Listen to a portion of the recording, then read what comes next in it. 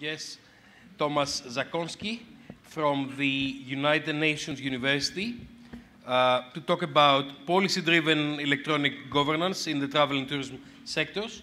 And we had a little conversation with Tomasz, and he was saying that we do not address governance so much, and that's a great opportunity to hear from you and cross-fertilize the communities.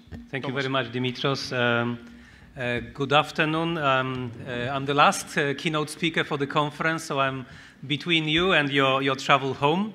In my first words, I'd like to thank Professor Lorenzo Cantoni for kindly inviting me and facilitating my presentation. Just 2 words. Also, Dimitrios asked me to tell 2 words about the organization I come from. United Nations University is an agency of the United Nations. It acts as a think tank for the United Nations system on a variety of issues of current pressing concern to the UN member states. It comprises 16 institutes. It comprises headquarters in Tokyo and 16 institutes around the world dealing with various topics. So I'm heading a newly established operating unit of UNU based in Guimarães in Portugal, and focusing on electronic governance. So that's just a little bit of introduction. My background is computer science, but I have been working in the area of technology and governance for the last decade. In today's lecture, I'd like to connect the interest of this audience in travel and tourism sector and the use of ICT in the sector with electronic governance. So my aim is to connect the concept of policy-driven electronic governance and explore to what extent this concept can be perhaps useful for research and policy in travel and tourism. I'm not an expert in the sector. I'm not the domain expert. I'm an expert in electronic governance, so just please bear this in mind. I have a number of objectives for the remaining 40 minutes. I will first start with the evolution of use of information technology by government, from ICT to EGOV. I will present a theory to explain and perhaps predict this evolution, postulate the next step in the evolution that we call policy-driven electronic governance. I will present a little bit of evidence in support of this postulate, and then outline what policy-driven electronic governance entails and may mean for the travel and tourism, but particularly for the tourism sector. And then I will also outline what the transition from EGOV to policy-driven EGOV entails. We had an interesting conversation with Lorenzo during lunch about linking the 2 communities together. We are running annual conference on theory and practice of electronic governance, and we thought it would be nice to see sectoral issues concerning travel and tourism represented at IGOV, as well as perhaps having e-government issues considered in future ENTER conferences.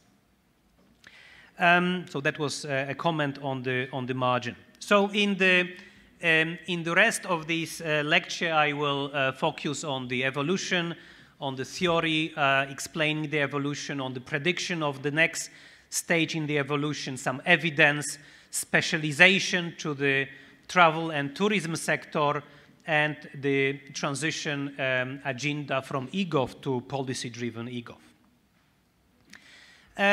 The use of information technology by government is an area of about 20 years of research, innovation, and development. I mean, the term digital government was first used by the then Vice President Al Gore in the National Performance Review in 1993. So that's an area of fairly recent development. It's also an area that is to a large extent not settled. It has been changing, and it's set to achieve a variety of evolving goals. So we started with increasing the quality and efficiency of internal government operations. That was the original motive for public sector investment into ICT. Then we moved on to delivering better public services across traditional and electronic channel, then quickly to supporting administrative and institutional reform in government, and then much more recently, how we can use ICT to engage citizens and other non-state actors in policy and decision-making processes. Every time we have been moving between the goals, the context, the application context was expanding. So initially, we were really concerned about technological environment in government and not much else. This proved to be insufficient, and we moved to a larger organizational space, how technology transformed the public organization.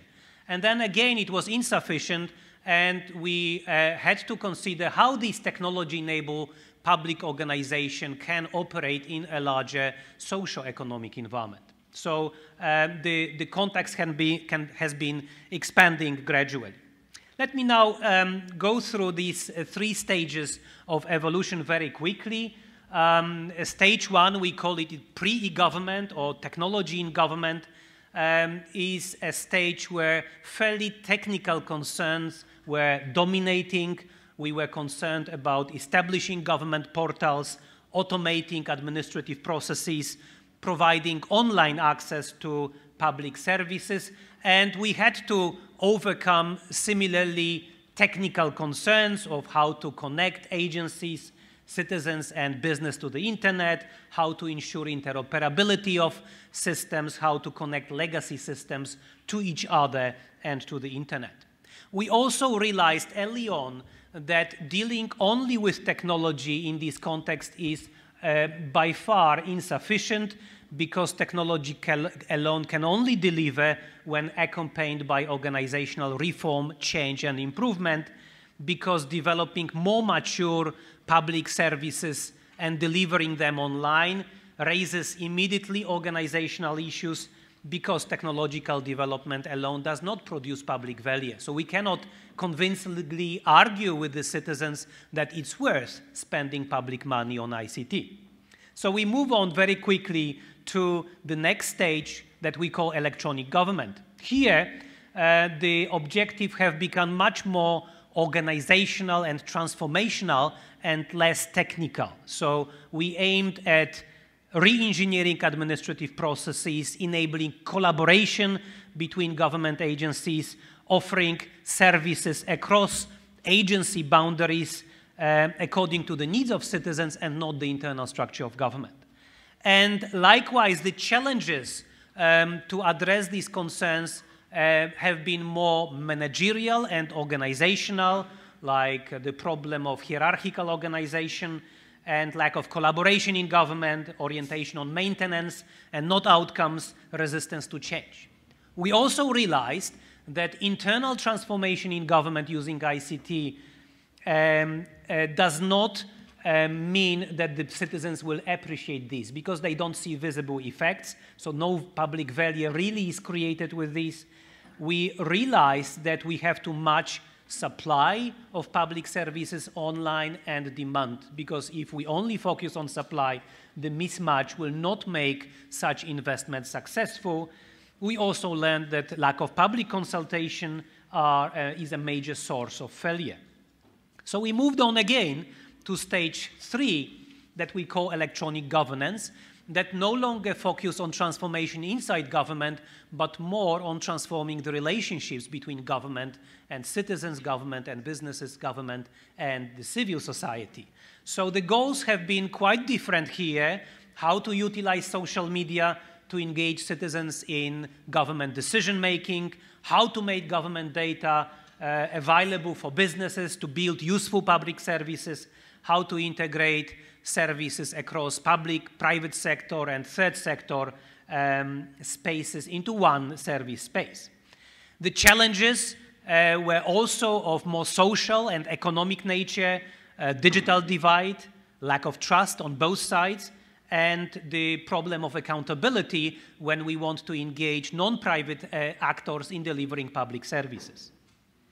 But we also realize, and that's the motivation really to the concept of policy-driven electronic governance, that so far we have focused in this evolution across these three stages in improving relationships between government and citizens, and not so much on directly improving conditions for citizens to be able to develop themselves. So we have not been really involved so much with development, but more with managing the image, the legitimacy of the public sector vis-à-vis the society.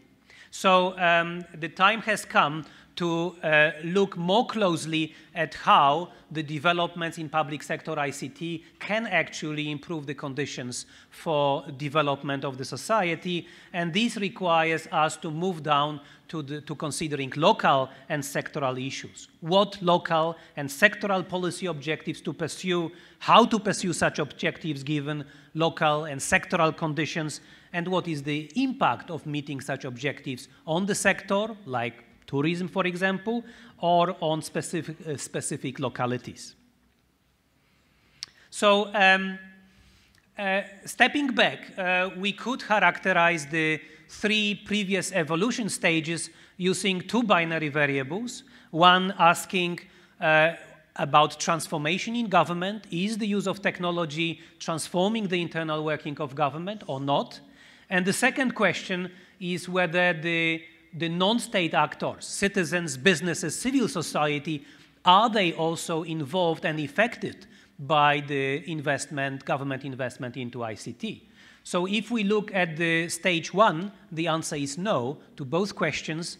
If we look at electronic government, we have a yes for transformation and no for non-state actors. The transformation is internal to government. And if we talk about electronic governance, then the answer is yes to both questions. We are transforming the internal working of government, but also trying to improve the relationship between government and citizens. So now, after a brief overview of the evolution of the use of technology by government, I'd just like to put forward a very simple theory to try to explain this evolution and perhaps predict. And the theory is depicted on one slide, essentially, that is triggered with global change drivers. The factors in the environment that are causing pressure on government, so like a global economic crisis, energy transition, population, demographics, migration, global health and pandemics, globalization, conflict and wars, and others, all of those creating pressure on government, pressures for financial austerity, pressures resulting from the loss of legitimacy across the board in the functioning of the centralized state, in the pressures in short-term horizon, where good policy is becoming bad politics, crisis of competence, inability of governments to retain a competent workforce, information overload, and managing digital space, because so much is happening today in the digital space that no government can afford to leave this space ungoverned or unmanaged. It has to be present. So these pressures, in turn, in order to respond to these pressures, governments have to innovate. And the innovation is enabled by major developments in technology, major disruptive technologies, like social media, like cloud, like mobile, like big data and data analytics, software service, virtual worlds, global digital identity, and many others. So all of those are providing the enablers for government to respond to the pressures that they are under and to improve the internal working and the relationships with citizens in the process. What kind of innovations? Well, many, some of them mentioned here, come straight from the national e-government strategies, like the development of infocom infrastructures that bring together all kinds of ICT resources across the nation to serve development, competency frameworks, open government data and release of such data for businesses, location-aware services, government chief information officer or technology leadership in government, and many others.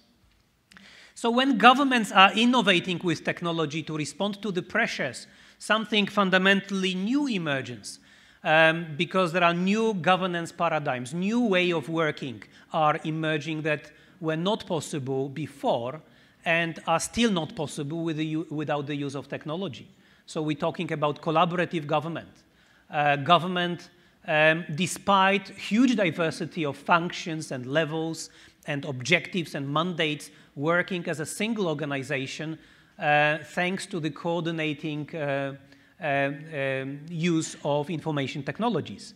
Participatory government, where to a large extent government is willing and able to engage citizens in decision-making and policy-making. Mobile government, where government is present on mobile platforms and able to deliver location-aware services to citizens in specific needs and specific locations. Agile government, the incidence of natural and man-made disasters have increased 5 times since the beginning of 1990s. Governments must be prepared to act to remedy the effects of the crisis or disaster situations, and agility is a very important aspect today that have to actually mandates the whole of government to work together. So agility, local e-government, a lot of emphasis right now moves from the national down to local level to show the impact, as well as the impact directly of ICT on development and sustainable development. We could attempt to validate this little theory by looking at some of the instruments from, for example, Singapore, which has a very nice strategy called Intelligent Nation that promotes directly the use of ICT to the nation's sustainable development, so EGOV for SD. One of the innovations used for this is the development of common Infocom infrastructure to support socio-economic development across the state. And the type of technologies that enable Infocom include cloud, mobile, software service, and others. If we go to the EU 2015 EGOV strategy, then at the top of the political agenda is mobility. And some of the innovations enabling mobility is reuse of public information and seamless delivery of mobile services.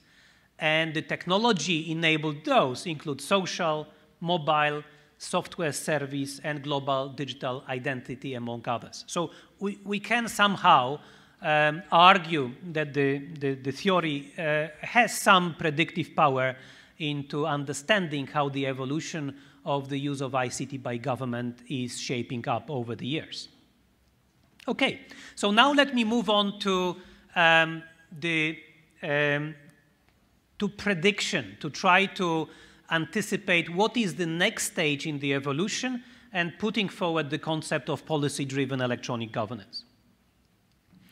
So I just modified the previous figure by adding one more goal and expanding the graphics slightly with these downward pointing triangles. So the fifth goal is supporting policy and development goals in specific sectors and localities. And that's the call of the day, is impact. And impact can only be generated if public investment, unlike in the past where it was primarily because of visibility and power and other reasons centered at the national level, is actually finding its way down the government hierarchy to the local level and to specific sectors. So that's when there is a turning point in the development of the whole area of electronic governance that have so far been expanding the application context from technology to technology-enabled organization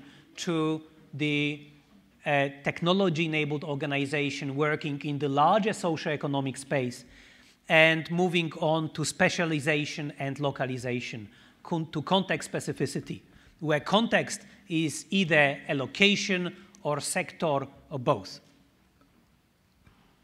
So this stage we call policy-driven electronic governance. It's stage 4 in our the evolutionary model. And the fundamental change is that we are no longer concerned with improving just the relationships between the government and the constituencies and the governed, but improving conditions for these constituencies to be able to develop themselves. So basically creating the enabling environment for development. And that's also very much an issue on the agenda for the United Nations as it's moving beyond Millennium Development Goals actually this year into the new development agenda for the world that will start in 2016. The work on enablers for development and localization, adaptation to local settings is right at the center of the development agenda. The challenge, however, is that in order to fulfill this goal, EGOV cannot restrict itself to working only on the national level or focus on addressing cross-sectoral issues alone. Instead, it has to focus on specific application environments, whether locations, national, state, or local level, or sectors, health, education, economy, tourism, travel, and others, as well as tailor the response to the circumstances of this environment. And so far, you will be surprised that there was very little tailoring happening in research and practice in the area of electronic governance. So the response in terms of choice of locally relevant or sector-specific goals, in terms of choice of locally acceptable or sectorally feasible ways of pursuing such goals, and managing the impact of meeting such goals on the sectors or locations involved. So if I'd like to characterize this fourth stage of development, then I would do this by adding one more variable,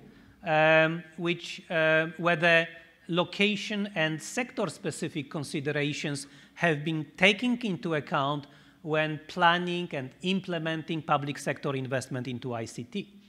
And for all three stages, before technology in government, electronic government, and electronic governance, the answer is no.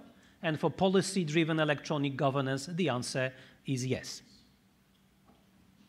Okay, so now a few words also of some evidence that this process or diffusion of electronic governance to sectors is actually happening in practice. So here I collected some strategy highlights from the actual national e-government strategies, as well as from some international benchmark instruments that compare and measure countries in their development vis-à-vis electronic governance, particularly instruments from United Nations and from Waseda University in Japan. So first is the social sector. So you see in blue, I highlighted those national e-government strategies that have a particular relevance to the social sector, like electronic health records from Singapore, or traceability of the use of one's own data in Estonia, meaning as a citizen, I have the right to know what data the government keeps about me, but more than this, I have the right to know what use is made out of this data, who was sharing this data about me.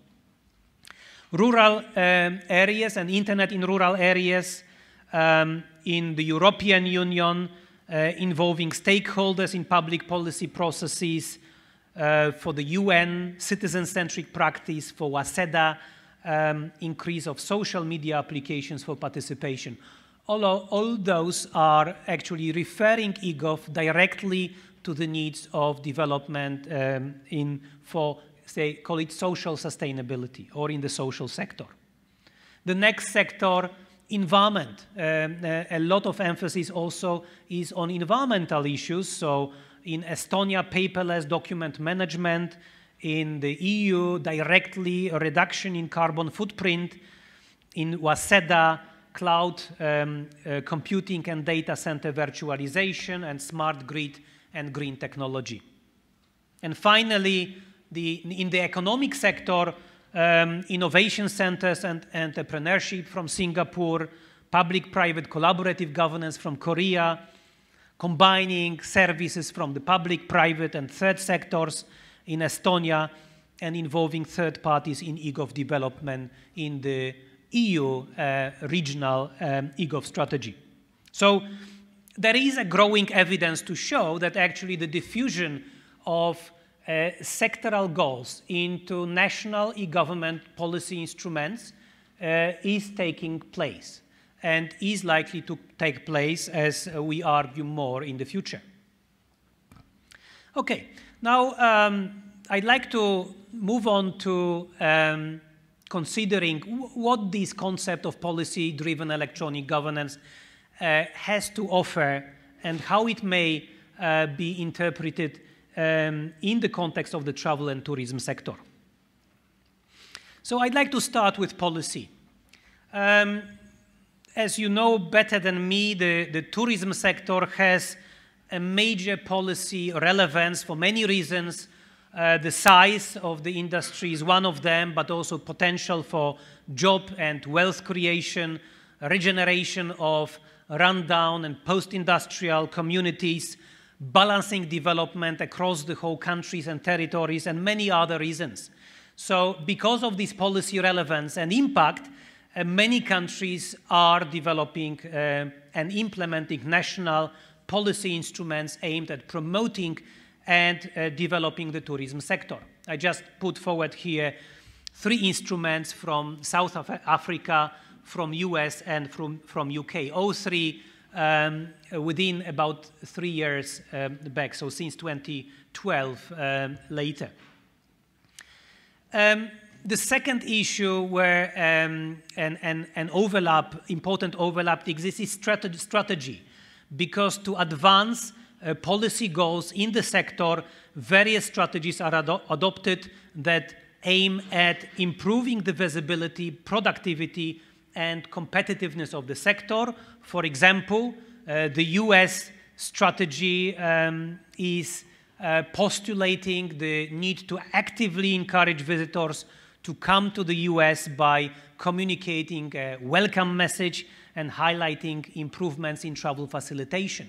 If we look at the example from UK policy, it is postulated to identify sector-specific rules, regulations, inspections, and forms that may restrict the industry, and then cutting back, modifying, or abolishing as many of them as possible.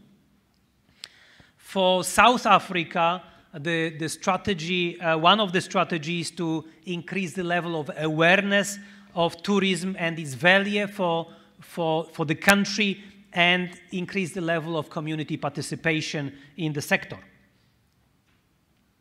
The third area of clear overlap is technology, because with no exception, all national sectoral policy instruments are explicitly advocating the use of technology to advance the development and growth of the sector.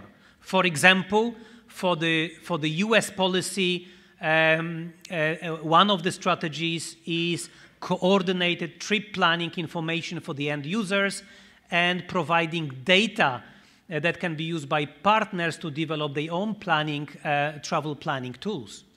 In the UK, one of the strategies is to help the industry prepare for changes in technology so tourism information can be provided through apps as well as more traditional websites and leaflets.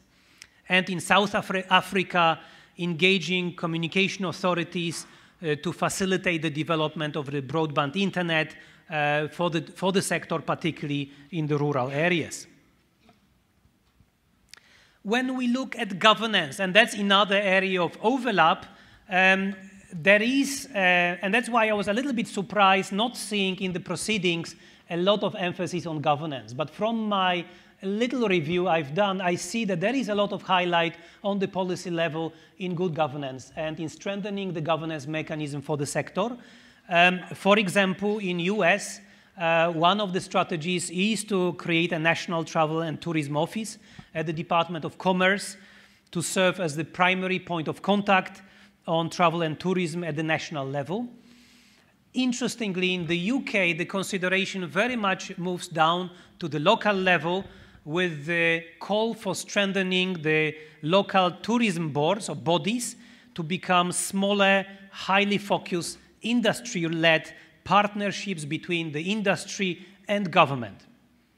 And in South Africa, concerning governance, there is a call for intergovernmental rural tourism development programs, including the development of the Department of Rural Development, particularly to settle the land claims. So, and many others. So it seems governance issues for the sector are taking some prominence, at least in the national policy instruments that I had an opportunity to review. And when we talk about government itself, we see that there is a lot of structural development in the sector to support the regulation and promotion of the tourism. So many governments have established ministries of tourism and secretaries of tourism and departments of tourism. Just two examples: South Africa with a Department of Tourism with the mandate for innovation, strategic planning and coordination, providing information, knowledge management services, and strengthening institutional capacity within government. And you see an organogram from the Ministry of Tourism in Albania. Interestingly, there is no mention of technology in the organogram at all. I guess it exists under General Directorate of Supporting Services, the place where most of the ICT have been located until today. And there is a lack of perhaps structures that we call Government Chief Information Officer, the structures that really institutionalize the development of ICT in government on the policy and strategy level. Yes, there is a Department of Sports here. Yes, and Arts and Literature. I'm finishing almost, please bear with me. The next area of overlap with the concept policy-driven EGOV is collaboration.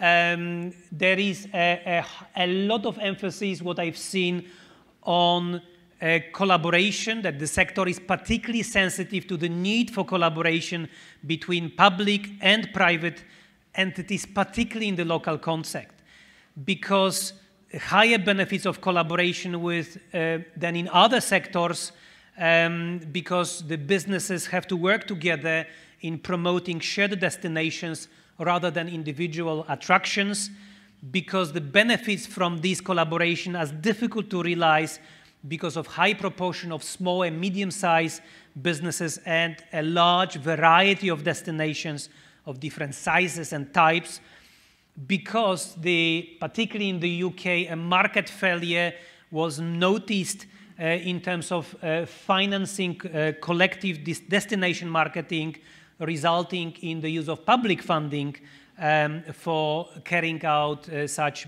marketing. And it has been advocated on the policy level that local tourism bodies should act as destination managers, management organizations led by industry and with the partnership with government. And also that the boundaries of the local tourism bodies should not be set up administratively, but are actually defined by the market, by the visitor and tourism market, and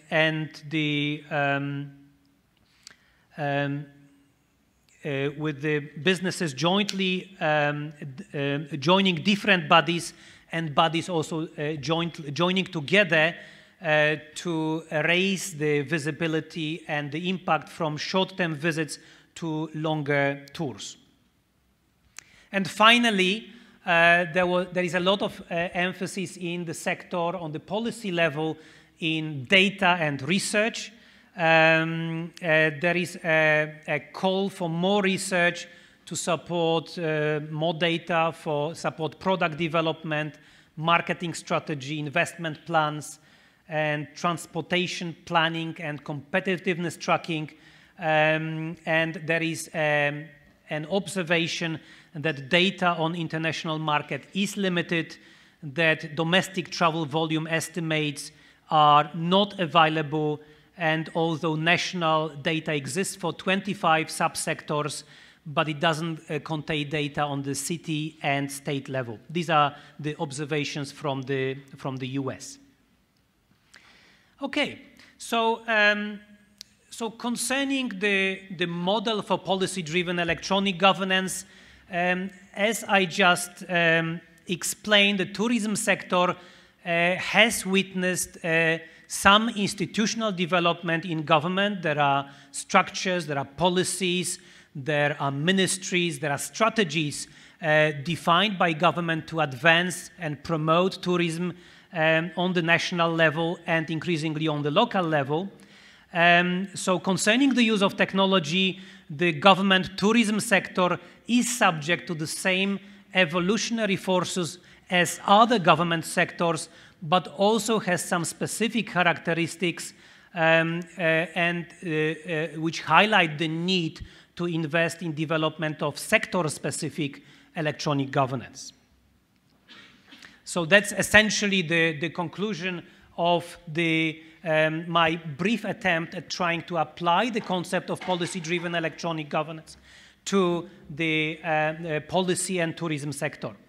Now, very briefly, I'd like to explain that the transition from e-government to policy-driven electronic government, what it entails. So first, it entails more research.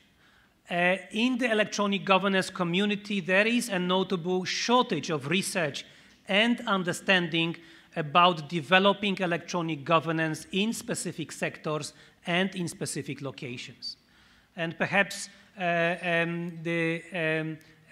not many sectoral publications in the mainstream e-government conferences have been noticed, and likewise at this conference, for example, I did not see much coverage for the governance in the proceedings of this conference. So there is a gap in terms of research.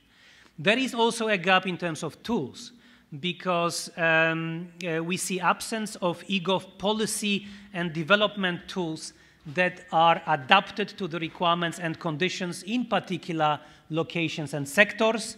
There is also a shortage of human and institutional capacity that becomes more scarce as we move up from the national level down to state and local level. And this is a problem for our ability to be able to build and utilize local and sectoral policy and development tools.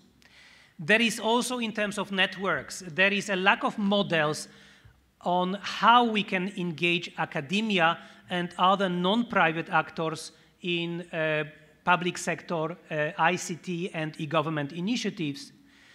And finally, it's difficult to move incrementally from the previous development stages in e-government, from the 3 stages I outlined: technology in government, electronic government, and electronic governance, because the nature of the transition was different, because earlier transitions were widening the application context from technology to enterprise, to technology and enabled enterprise in socio-economic context, whereas now we are specializing on narrowing the application context. So a lot of development in research and policy that have been taken for granted in the previous transition stages, unfortunately, is difficult to apply them at this stage. There is a lot of rethinking and research required to move to sectoral and local considerations.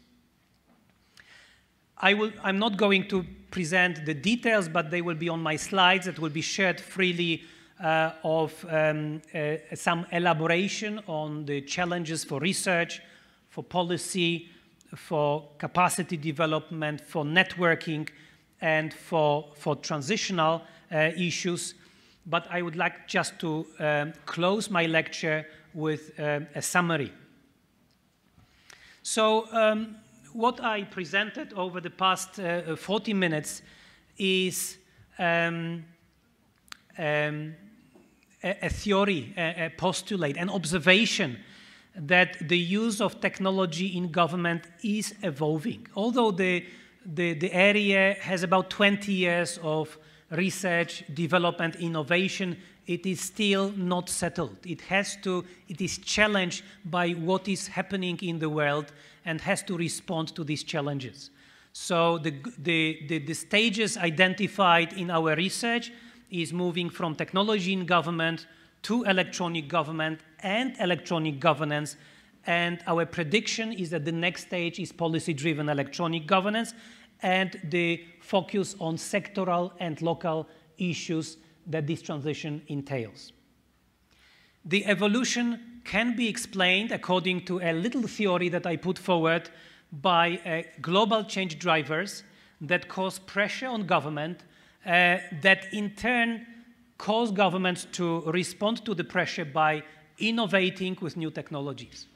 And in the process, there are new governance paradigms, new working of public management and public governance emerging that were not possible before and are still not possible without the use of technology. Third, there is evidence to show that policy-driven EGOV is the next stage, but the transition from EGOV to policy-driven EGOV, because of the different nature of the transition, is difficult and requires a focused research, policy development, capacity building, and network building effort. Finally, the use of technology in the government tourism sector is subject to the same evolutionary forces as other government sectors, but with special characteristics in terms of collaboration, increased emphasis on collaboration both within government, between different branches of government and different levels of government, and between government and industry, because of the importance of local governance arrangements, and because of the high reliance on data, particularly on the collected on the local level, and research to explain and analyze the data. So in summary, in short, policy-driven e-government, I'd like to put forward such a proposition, a thesis, is a relevant concept for the development of the sector and related governance and technology arrangements, but it does require a focused research and development effort to move this prospect forward. Okay? Thank you very much for your attention.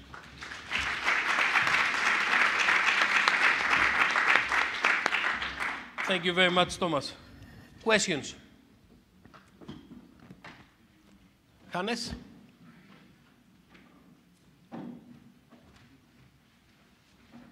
Maybe this is an unfair question, but how do you measure this?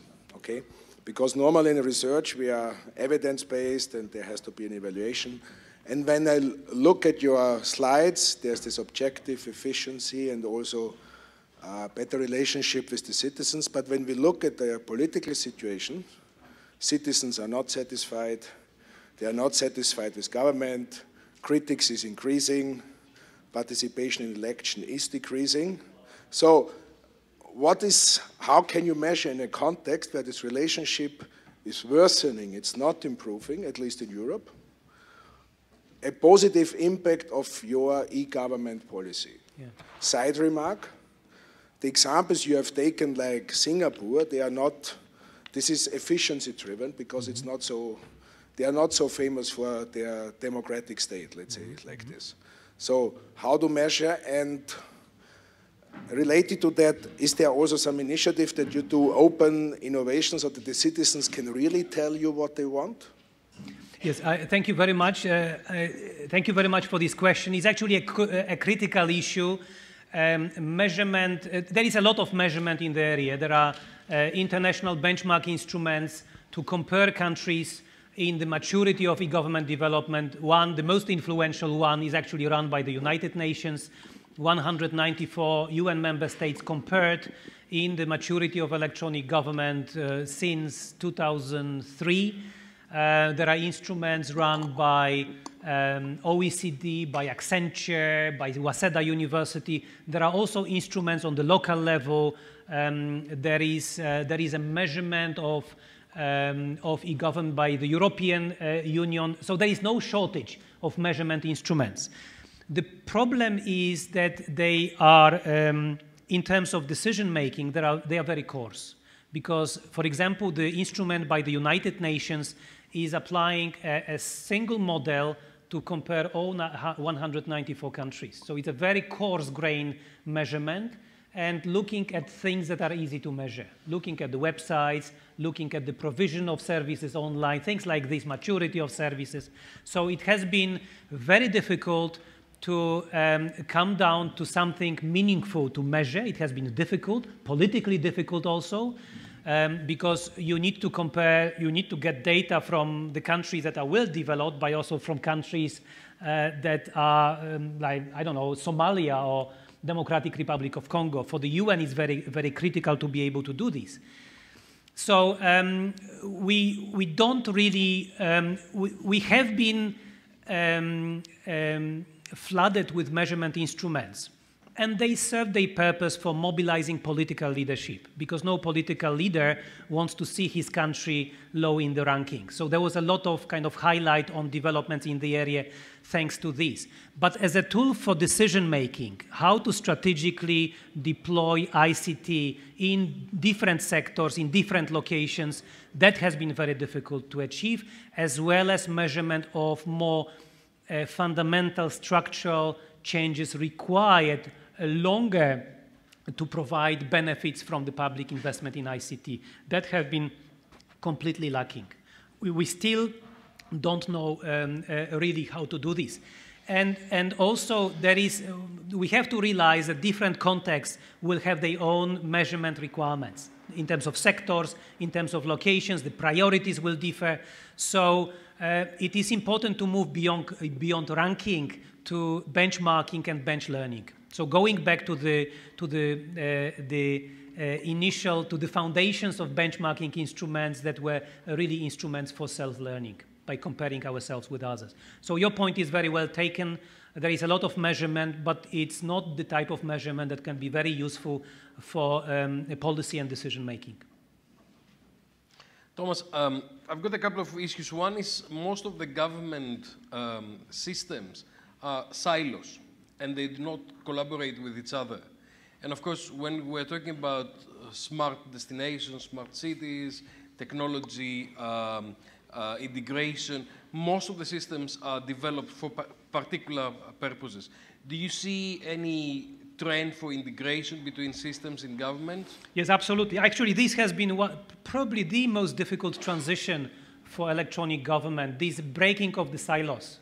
So the concept of whole of government or joint up government is something that has been around for at least 5 years right now. So this is part of the institutional and administrative reform that have been enabled by ICT and practiced with varying level of success by different countries.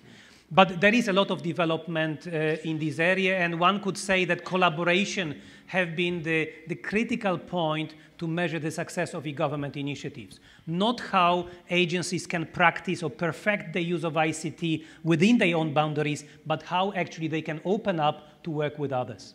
And the other problem we've got in tourism is, by definition, the customers are international, so you are crossing borders. And quite often the regulatory framework is not up to date to the technological developments. For example, in most of the countries, Airbnb is illegal, and Uber and all the peer-to-peer kind of services. And although it's happening, the government is turning a blind eye and saying, okay, it's not happening, guys.